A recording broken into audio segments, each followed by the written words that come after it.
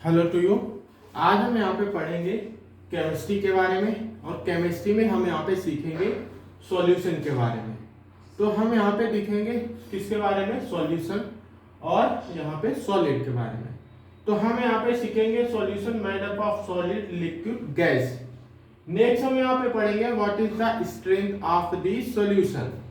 तो हम यहाँ पे सीखेंगे एक सॉल्यूशन कंसंट्रेटेड है, इसका मतलब है उसमें नंबर ऑफ पार्टिकल्स ज्यादा है, नंबर ऑफ सॉल्वेंट की संख्या मैक्सिमम है।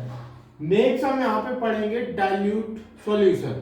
तो इसमें हम सीखेंगे कि जो सॉल्यूट के पार्टिकल्स हैं वो लेस हैं, तो हम इसे बोलेंगे डाइल्यूट सॉल्यूशन।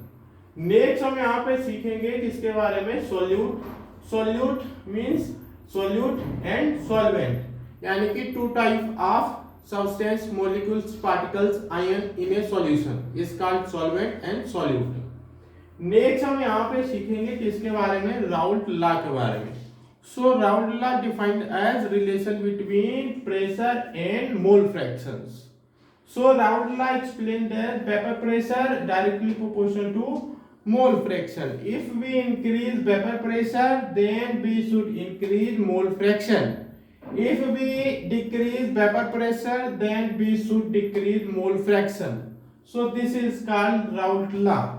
Next हम यहाँ पे सीखेंगे what is Henry's law.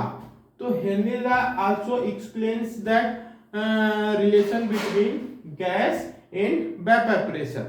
तो हम यहाँ पे ये सीखेंगे कि राउल्ट लॉ में क्या है, vapour pressure directly proportional to mole fraction, और हमें यहाँ पे क्या करना है, vapour pressure directly proportional to gas की एच कांस्टेंट। फॉर एग्जांपल के लिए हम यहाँ पे देखेंगे ये क्या है, एक बीकर बन है, इसमें क्या है, ये लिक्विड है, ये गैस है।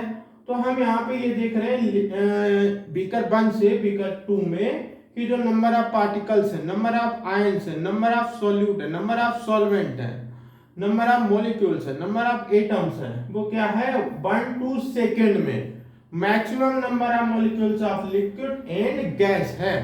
तो this is called Henry's law. Next हम यहाँ पे सीखेंगे relation between molarity. What is molarity, define molarity, example of molarity, formula of molarity.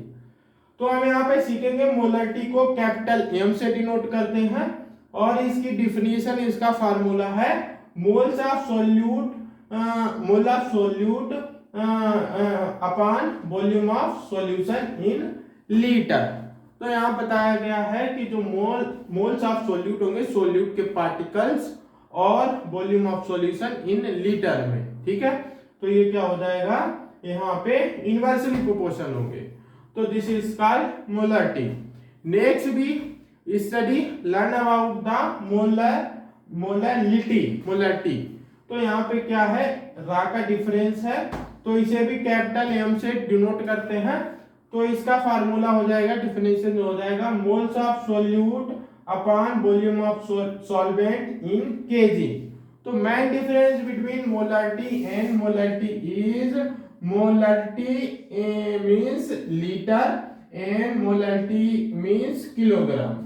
If we see or saw liter in a formula, so this is the formula of molarity, and we find out the kg solution, so this is the example of formula of molarity.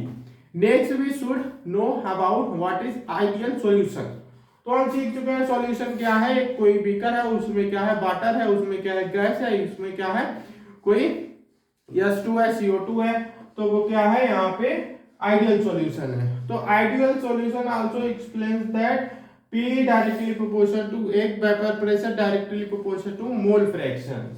Means जो ideal solution है वो follow करता है Raoult law, और Raoult law क्या है, vapour pressure directly proportional to mole fraction. Next हम यहाँ पे पढ़ेंगे किसके बारे में, बार्ट हुक फैक्टर्स लॉ। तो हम यहाँ पे सीखेंगे बार्ट हुक को कैपिटल स्मॉल आई से डिनोट करते हैं, और इसका जो फार्मूला है वो है normal molar mass upon abnormal molar मास। तो हम मास के बारे में पढ़ चुके हैं। मोलर मास मीन्स हो गया है यानी कि जो मोल्स हैं, जो मॉलिक्यूल्स हैं उनका यानी कि एटॉमिक नंबर और वेट का मल्टीप्लाई। नेक्स्ट हम यहाँ पे सीखेंगे नॉर्मल एबनॉर्मल मोलर मास। तो नेक्स्ट हम यहाँ पे सीखेंगे bond of factor defined as the relation between normal molar mass inversely proportional to the abnormal molar mass. Next हम यहाँ पे पढ़ेंगे सॉलिड, जो यहाँ पे बॉन्ड ऑफ फैक्टर है depend on the solid, depend on the ionic, depend on the covalent और depend on the molecular, depend on the metallic. हम यहाँ पे कह सकते हैं कि जो एक क्या है सॉल्यूशन है, मिक्सचर है, वो कैसा होना चाहिए, सॉलिड होना चाहिए, आयंस होना चाहिए मतलब पॉजिटिव नेगेटिव होना चाहिए, कोवेलेंट मतलब बॉन्डिंग होनी चाहिए, सिंगल बॉन्डिंग, डबल बॉन्डिंग और ट्रिपल बॉन्डिंग, तो ये क्या है कोवेलेंट। नेक्स्ट हम यहाँ पे पढ़ेंगे मॉलिक्यूलर मॉलिक्यूल्स। तो मॉलिक्यूल्स क्या है Cu2 प्लस Mg2 प्लस, तो ये एग्जांपल है मॉलिक्यूलर मॉलिक्यूल्स के। Next we also study about the metallic solution, metallic nature. तो metallic nature also defined as the moles flow in a solution और electricity pass through it is called metallic nature. So this is the whole meant of it related to chemistry. So we should study more in next class. Thank you.